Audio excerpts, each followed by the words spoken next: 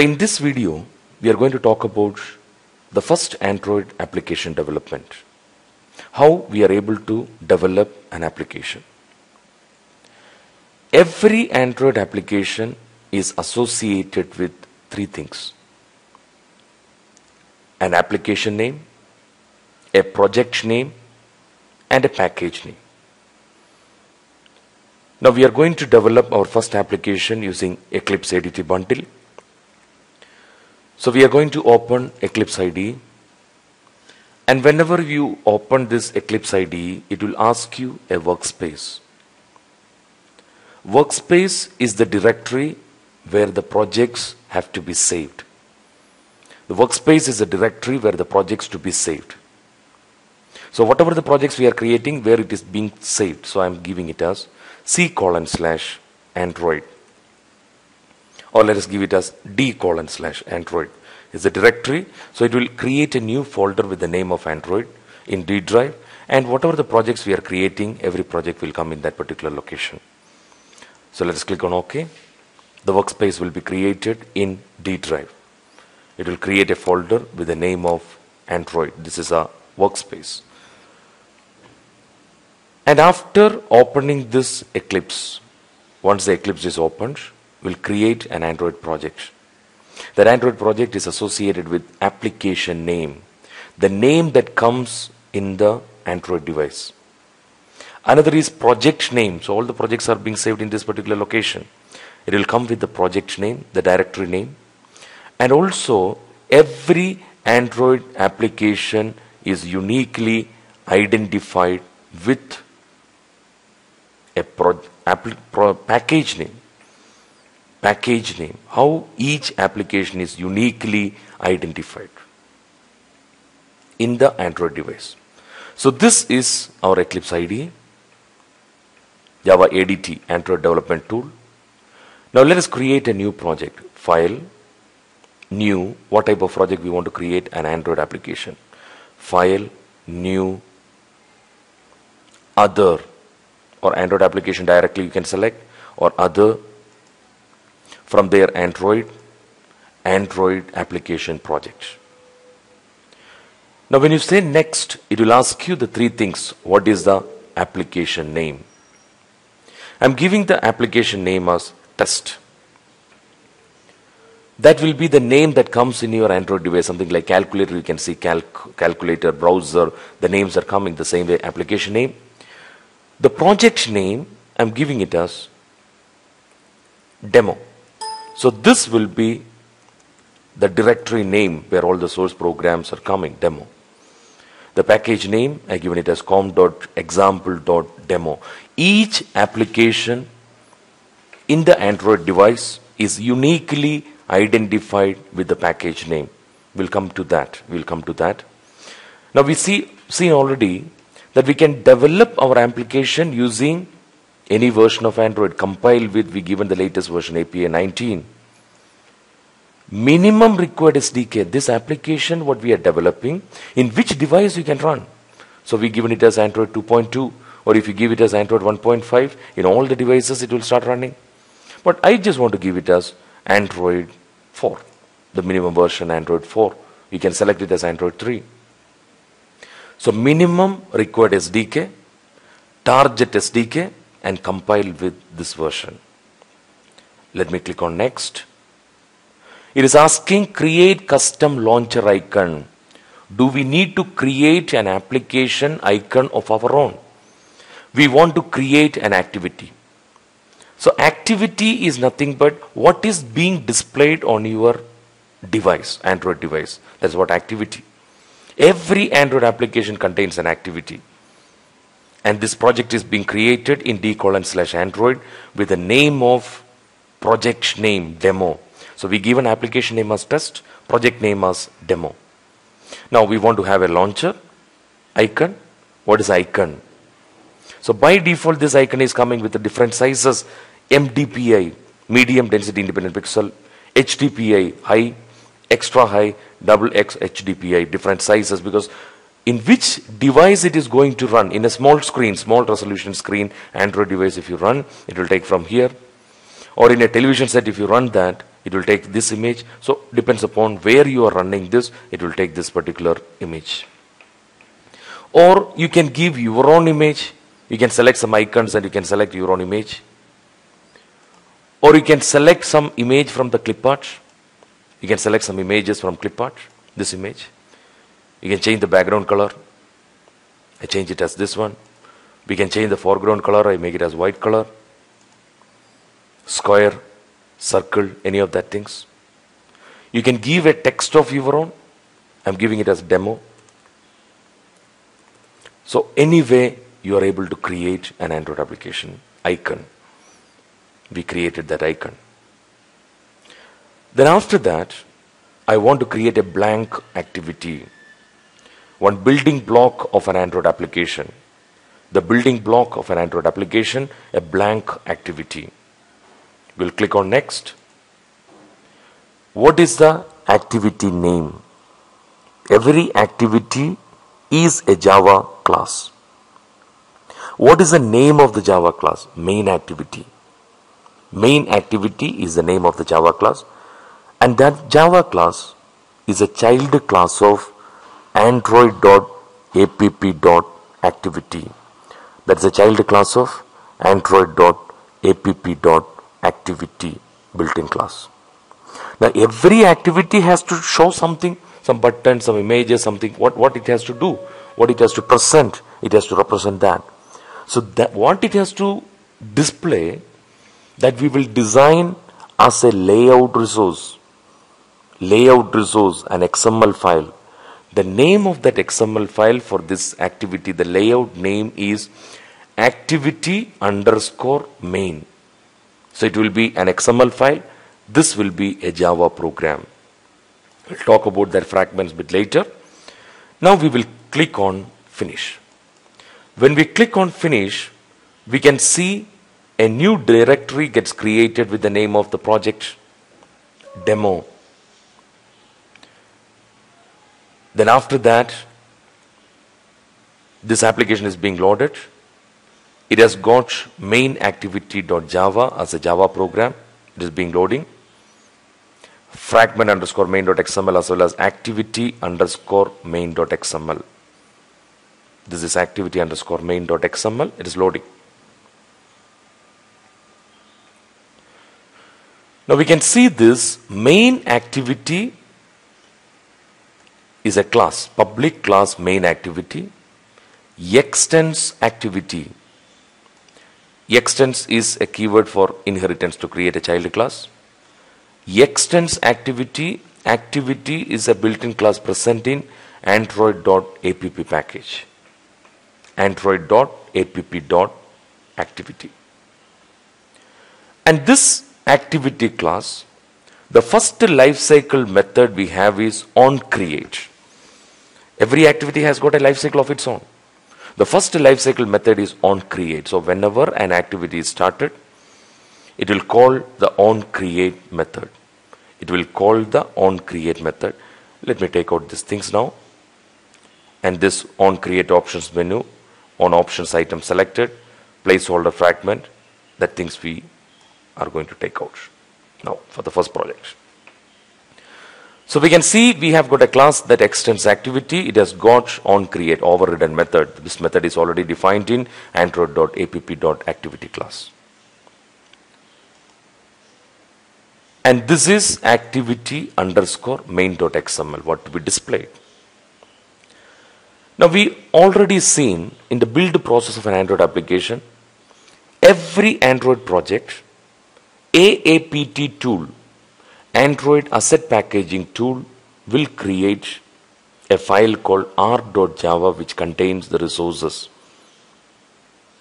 So one such resource we are having is activity_main.xml. Activity_main.xml, one resource we are having, and all the resources are coming in gen folder, generated Java file. Who created that? Android Asset Packaging tool, AAPT. This contains a file called r.java. In r.java, we have a class a final class, a constant class with the name of R. And we already know in Java, if a member data or a member function or an inner class is declared as static, a static member can be accessed without the help of an object. A static member data, method or class can be accessed without the help of an object. They can be accessed with the help of class name itself.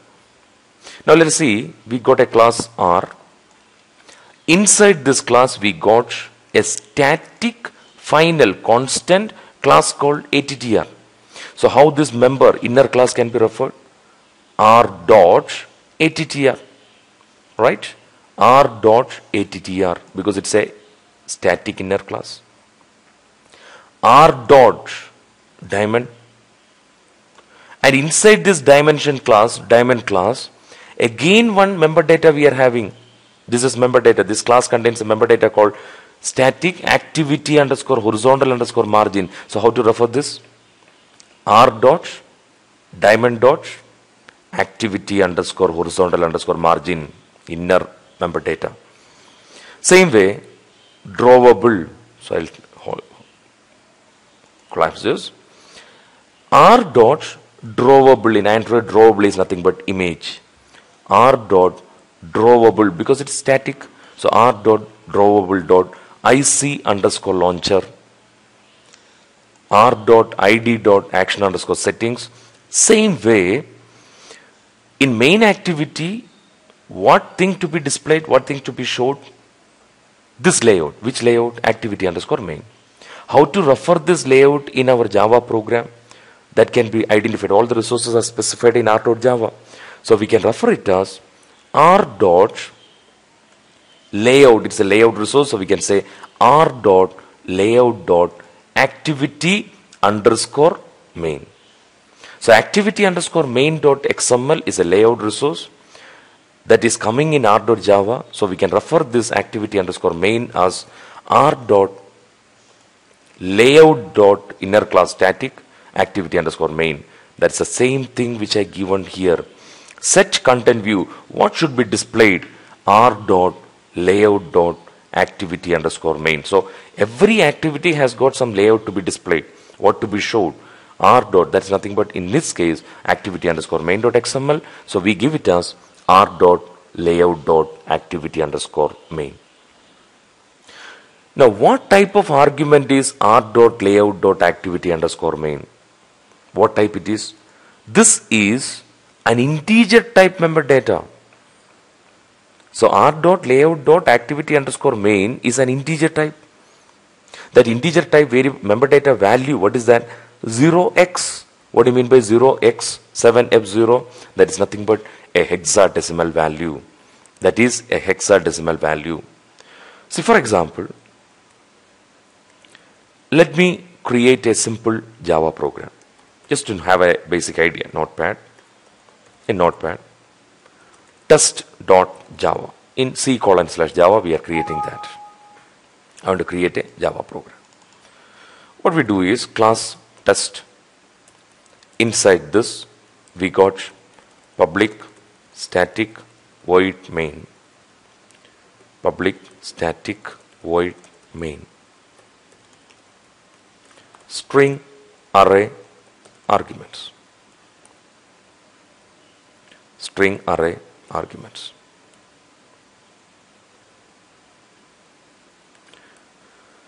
Inside this we got a local variable integer n is equal to 12. System dot out dot println n. Let us save this program. Let us compile this Java C test.java and let us run this. So we know the output will be 12. Java test, an integer variable, and the output is coming like this. But what we do is n is equal to 0, 1, 2 system dot out dot println n. Now what is the answer which we get? Save this, compile this program, run this, we are getting the output as 10, 0, 1, 2. So why it is coming at like that? Because any number prefixed with 0 is treated as octal decimal. So this is treated as octal decimal. When we convert this octal decimal 12 to decimal, so 2 into 8 raised to 0 plus 1 into 8 raised to 1. So 2 plus 8, the answer is coming as 10. The same way, if a number n is equal to 0x12, this is treated as hexadecimal. Same way 0b, binary number, system.out.println n. Save this, compile this. So what answer may come? This is treated as hexadecimal. 2 into 16 raised to 0 plus 1 into 16 raised to 1. So that is 2 plus 16 is nothing but 18. Compile this program and let us run this. What is the answer? 18. Now why I showed this is, in the case of R.Java, activity underscore main is defined in this way, hexadecimal notation. Let us find out what is the value of that. Copy. Let us give it in our program. N is equal to 0x. This is a value of r.layout.activity underscore main. Now what is the decimal value of that? Compile this program, run this program. This is the value, decimal value. This is hexadecimal of that r.layout.activity underscore main, and this is the decimal value. That means in this program you can say set content view r.layout.activity underscore main, or you can say set content view. Each resource is identified as integer type. Set content view, that value, hexadecimal value that we have copied, the argument is integer type, or you can give set content view. This way you can represent, or you can give it as the corresponding decimal value. Set content view of, what is the corresponding integer value, decimal value? 2130, the value which is coming is 2130 903040 903040, right? 213090 2130903040, right? 3040, right? This way you can represent that. Now let us run this. So you can run this application on Android virtual device, or you can run it on a real device, or you can deploy it into Google Play Store. So we are going to run this on an emulator. So we'll create a new emulator. We'll create an emulator with the name of test. Based on what is the size of that, I'll give 3.2 HVGA, high visual graphics adapter, Android 4.4.2, API level 19, CPU ARM, skin with the dynamic control, back camera, memory, internal storage, SD card capacity, I'm giving it as 500 MB, snapshot. That means next time when we are loading, it should load it from the previous mirror image snapshot. So we'll click on OK. Once this emulator is open, let us start this emulator. Let us create this emulator. We are creating an emulator, Android virtual device. Once it is created, let us load that.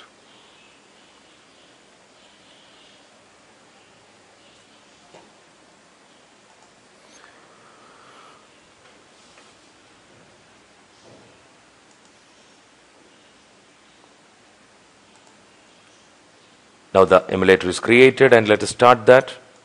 The emulator is being started. Launch from snapshot, but there is no snapshots at all. So we are loading that emulator.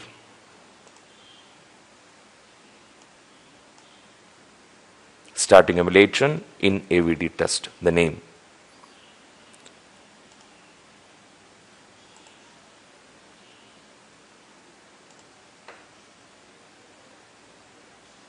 Let the emulator start, or Android virtual device start.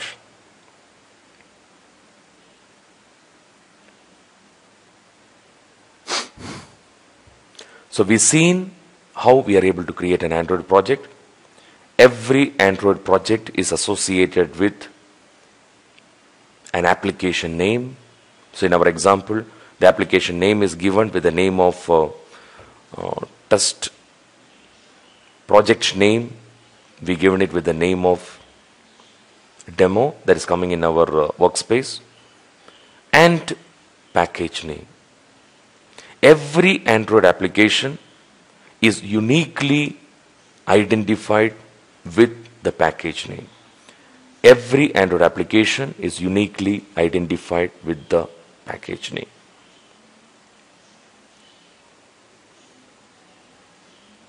And whenever the Android application is created, every Android application has got an art.java file. An art.java file is created by the Android Asset Packaging Tool, AAPT tool. So this is the emulator, Android virtual device that's being loaded. And once this emulator is loaded, we are able to run the application on this device, or you can connect to your real Android device and you can run there. So this case, we are loading our Android application into this emulator. So let it load.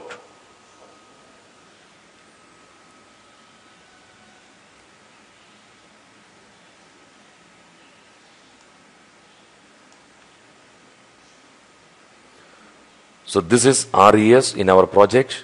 Whatever resources are there, all the resources are coming in RES folder. Drawable is for image. In our case, we use the launcher icon, ic_launcher.jpg, high density, extra, bigger size. Layout resource, menu resource, values for externalization. So in activity_main.xml, we don't have any contents at all. No contents are coming, no other view components are given. So if you want, you can place any components into that. So at present, no view components are there. Now for example, we got our r.java. In r.java, we got ID,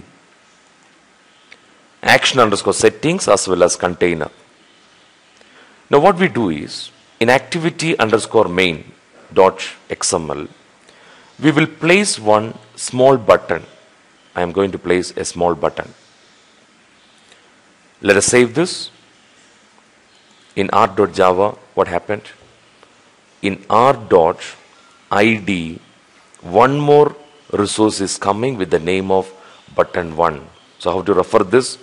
r.id.button1. We have got a resource r.id inner class r.id.button1. r.id.button1. So each view resource is identified in that way, r.id.button1. Same way, if you place one text view, we placed a text view, large text. It's coming on top because the layout is frame layout. Let me change this layout to linear layout. It is being closed with the linear layout. We'll talk about that, what is linear layout. Now one below the other, it will come. In activity_main.xml, we are able to see both the view components in the site, button, a text view. Now how this text view is referred? R is a class, r.id.textView1. And each one has got its own hexadecimal representation. It has got its own hexadecimal representation, and we can get the corresponding decimal value, or you can give this with the ID also. Rather than giving r.id.textView1, we can give it as this hexadecimal value, or you can give the corresponding decimal value that you can represent, that you can get it by using this concept. And you can implement that. We got a hexadecimal value. Now we've seen every Android application is loaded in the Android device, and each one is uniquely identified. Each one is uniquely identified with a package name. So we given the package name for this project as com.example.demo. Now in this Android device, how many applications are there? Now where all the applications are coming? So let us take the DDMS, Dalvik Debug Monitoring Service. or monitoring server. Let us come to Window, Open Perspective, DDMS. So we got an emulator running, online emulator. We select this emulator. Let us come to the File Explorer. In File Explorer, the internal storage is coming as data. Inside that data, and whatever applications are there, each application is uniquely identified with the package name. These are all the applications which are there. Com dot. Now when we run our application, our package name is com dot example dot demo. Do we have any folder here? No, no package name. Now let us run this application. How to run? Right click on, simple way, right click on this project node, run as Android application. Run as Android application. When we run this on the current running emulator, it may get loaded. Launching the demo, you come to this particular location and you see com dot example dot is still launching the demo application. And let's see whether it is coming or not. Have you seen? Previously it was not there. com.example.demo. So from this example we can understand each Android application is uniquely identified with a package name and see that application is available or not. What is our application? Test is the application name we given.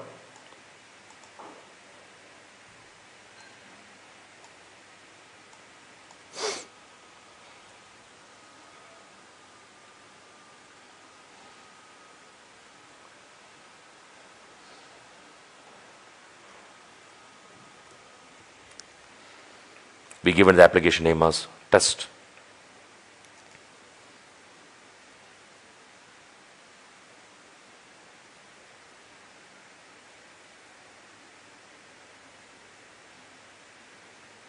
So this is test application name. It is loading. No. Searching for that. Not Google. So it has come to the browser. Test is emulator and our application name.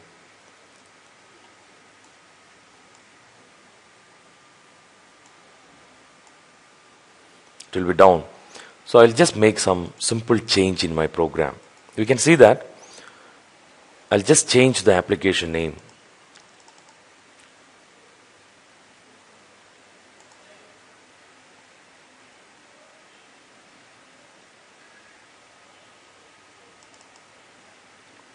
I'll make the application name, the place of test, I'll give it as AA. I just change the application name.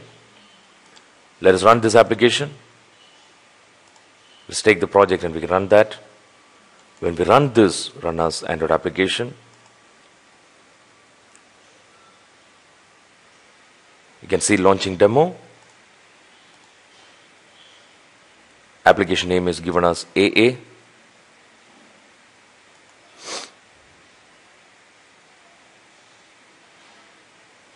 Have you seen?